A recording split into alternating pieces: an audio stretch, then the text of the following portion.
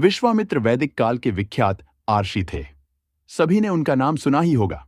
आओ जानते हैं उनके 6 खास किस्से। नंबर 1, विश्वामित्र का परिचय।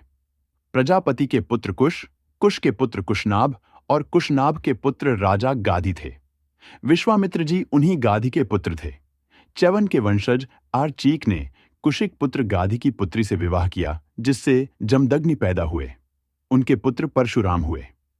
ऋग्वेद के तृतीय मंडल में 30वें, 33वें तथा 53वें सूक्त में महर्षि विश्वामित्र का वर्णन मिलता है। वहां से ज्ञान होता है कि ये कुशिक गोत्रोत्पन्न कौशिक थे।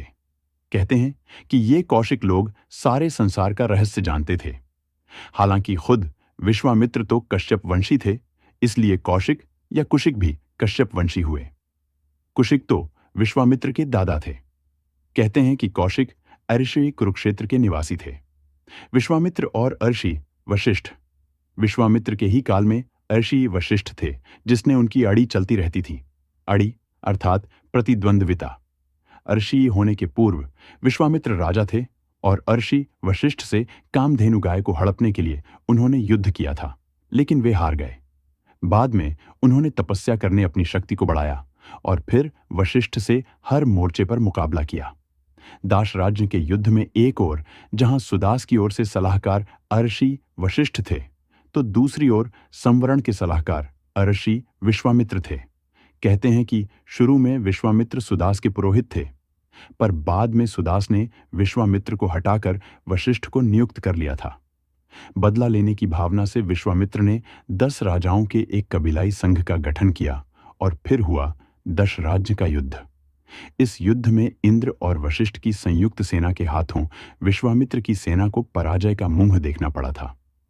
उल्लेखनीय है कि राजा दशरथ के राजगुरु बनने के लिए भी दोनों में होड़ थी। नंबर 3, विश्वामित्र और मेनका, महान तपस्वी आर्षि। विश्वामित्र ने नए स्वर्ग के निर्माण के लिए जब तपस्या शुरू की, तो उनके तप से देवराज इंद्र ने घबराकर उनकी तपस्या भंग करने के लिए मेनका को भेजा। मेनका ने अपने रूप और सौंदर्य से तपस्या में लीन विश्वामित्र का तप भंग कर दिया। विश्वामित्र सब कुछ छोड़कर मेनका के ही प्रेम में डूब गए। उन्होंने मेनका के साथ सहवास किया। आर्षि विश्वामित्र का तप अब टूट तो चुका था, लेकिन फिर भी मेनका वापस इंद्रलोक नहीं लौटी, क्योंकि ऐसा करने पर आर्षि फिर से तपस्या आरंभ कर सकते थे। ऐसे में मेनका से विश्वामित्र ने विवाह कर लिया और मेनका से विश्वामित्र को एक सुंदर कन्या प्राप्त हुई, जिसका नाम शकुंतला रखा गया। जब मेनका विश्वामित्र को छोड़कर स्वर्ग चली गई, तो शकुंतला का लालन पालन और शिक्षा दीक्षा आर्षि कण्व ने किया था। बाद में शकुंतला ने सम्राट दुष्यंत से प्रेम विवाह हुआ, जिनसे उन्हें पुत्र की प्राप्ति हुई। यही पुत्र राजा भरत थे। पुरुवंश के राजा दुष्यंत और शकुंतला के पुत्र भरत की गणना महाभारत में वर्णित 16 सर्वश्रेष्ठ राजाओं में होती है। नंबर 4, विश्वामित्र और त्रिशंकु। मेनका के जाने के बाद विश्वामित्र पुण्य कठोर तपस्या में लगे और सिद्ध हो गए।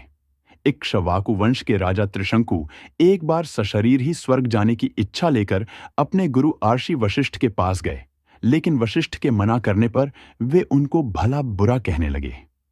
वशिष्ठ जी के पुत्रों ने रुष्ट होकर त्रिशंकु को चांडाल हो जाने का शाप दे दिया। तब त्रिशंकु विश्वामित्र के पास गए। विश्वामित्र ने कहा कि मेरी शरण में आए व्यक्ति की मैं अवश्य ही मदद करता हूं। तब विश्वामित्र उन्हें स्वर्ग भेजने के लिए यज्ञ की तैयारी करने लगे।